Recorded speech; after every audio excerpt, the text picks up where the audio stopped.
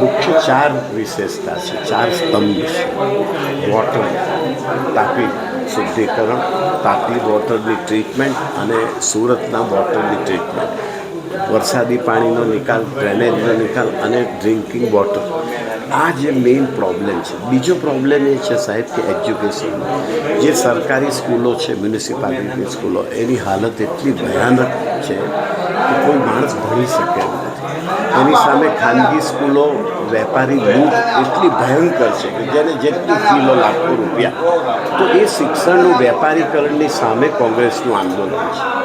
કેટલા વોર્ડમાં કોંગ્રેસ આ વખતે ચૂંટણી લડી રહી છે? 30 વોર્ડમાં 120 સીટ પર ચૂંટણી લડે છે અને કોંગ્રેસને 50%થી વધુ સીટોની આશા છે. આમ આદમી પાર્ટીને હથિયાર બનાવે છે.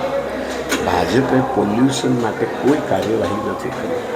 અને જે ટેક્સ છે સાહેબ, જે જીએસટી જાય છે સુરતમાં, સ્ટેટમાં અને સેન્ટ્રલ જે ઇન્કમ ટેક્સ જાય છે, એનું 25% કોન્ટ્રીબ્યુશન સુરત કોર્પોરેશનમાં આવતું નથી અને એનો ખર્ચ થતો નથી. તમે રોડની હાલત જુઓ, બોગસ વચનો આપે મેટ્રોના અને બલબલા. આજે તમે રોડની હાલત જુઓ. માત્ર ટીપી સ્કીમમાં નવી હદ વધારીને જમીનના ભ્રષ્ટાચાર સિવાય ભારતીય જનતા પાર્ટીએ કોઈ કાર્યવાહી કરી નથી ને એનું